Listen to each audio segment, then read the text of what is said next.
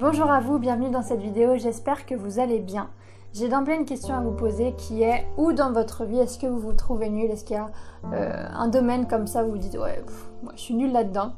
De prendre quelques secondes pour le noter sur un bout de papier ou même juste de garder la réponse dans votre tête parce qu'on y reviendra justement à la fin de la vidéo. Plusieurs personnes m'ont déjà confié je suis nulle pour draguer, je suis nulle en maths, je suis nulle pour parler en public, je suis nulle dans mes relations, je suis mal à l'aise tout le temps. Et en fait, quand j'entends ça, je trouve ça vraiment dommage parce que c'est pas vrai. C'est une chose de reconnaître que t'es pas compétent et que t'as juste à développer ta compétence. Et c'est autre chose de t'étiqueter toi-même de nul juste parce que pour l'instant t'as pas encore réussi. C'est normal d'être incompétent quand t'as pas développé ta compétence. Ceux qui sont reconnus comme les meilleurs dans leur domaine sont bien souvent ceux qui ont le plus échoué. C'est parce qu'ils ont beaucoup expérimenté qu'ils ont beaucoup échoué. Parce qu'ils ont beaucoup échoué, ils ont pu développer leurs compétences et parce qu'ils ont développé leurs compétences, aujourd'hui, ils sont bons voire excellents dans leur domaine. Rappelle-toi que les ignorants appellent échec ce que la sagesse appelle apprentissage. Tu peux facilement trouver sur internet des exemples de personnes célèbres, reconnues comme excellentes dans leur domaine, qui racontent leurs échecs. C'est le cas de Michael Jordan. Il a été exclu de son équipe de basketball au lycée parce qu'il n'était pas assez bon. Et c'est le premier à dire « J'ai raté plus de 9000 tirs dans ma carrière, j'ai perdu près de 300 matchs. 26 fois on m'a fait confiance pour prendre le tir de la victoire et j'ai raté. J'ai échoué encore et encore et encore dans ma vie et c'est pourquoi je réussis. » C'est un numéro 1 qui nous raconte ça, donc la prochaine fois que tu te surprends à te dire je suis nul, rappelle-toi que c'est juste que t'as juste pas fait l'expérience assez en fait. Prenons un autre exemple de succès, les Beatles. Quand ils ont démarré dans la musique, on leur a dit que c'était pas bon, que c'était terminé les groupes à guitare. Et malgré cela, les Beatles ont persévéré et sont devenus le groupe qui a vendu le plus de disques au monde. Steven Spielberg a été refusé de l'école de cinéma 3 fois. Il a réalisé des films comme Les Dents de la Mer, Indiana Jones, E.T., Jurassic Park, J.K. Rowling, l'auteur de Harry Potter.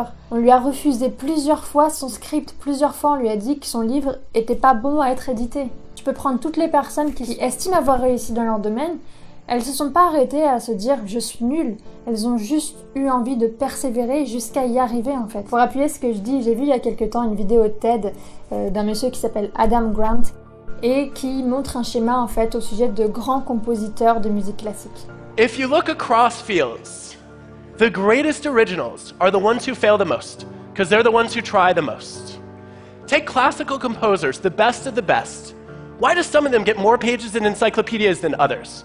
And also have their compositions re-recorded more times? One of the best predictors is the sheer volume of compositions that they generate. The more output you churn out, the more variety you get, and the better your chances of stumbling on something truly original. Even the 3 icons of classical music, Bach, Beethoven, Mozart, had to generate hundreds and hundreds of compositions to come up with a much smaller number of masterpieces. Pourquoi certains compositeurs ont eu plus de succès? On voit que c'est juste parce qu'ils ont beaucoup créé. Ils n'ont pas eu une inspiration un jour qui leur est tombée comme ça en un claquement de doigts. Ils ont mis le travail en fait, ils ont fait leur expérience, ils ont créé, jusqu'à créer une œuvre d'art. La question que je vous pose maintenant, c'est ce à quoi vous avez répondu que vous étiez nul au début de la vidéo, est-ce que vous avez envie de développer cette compétence tout simplement? En utilisant le mot nul, c'est comme si on fige tout ça dans l'histoire et que c'est terminé, pour à vie vous serez nul, alors que juste en reconnaissant, ce qui est d'ailleurs beaucoup plus proche de la réalité, que c'est juste que t'as pas développé ta compétence là-dedans, tu te laisses l'opportunité en fait d'apprendre si t'as envie d'apprendre. Il y a 4 ans, j'ai accompagné mon chéri pour interviewer Anna Baniel, et qui est une experte dans le cerveau et l'apprentissage. Et elle nous racontait qu'une maman avait confié son enfant, qui écrivait très mal, il n'arrivait pas du tout à écrire entre les lignes. Et ce que Anna Baniel a décidé de faire avec cet enfant, elle lui a demandé en fait de mal faire au début.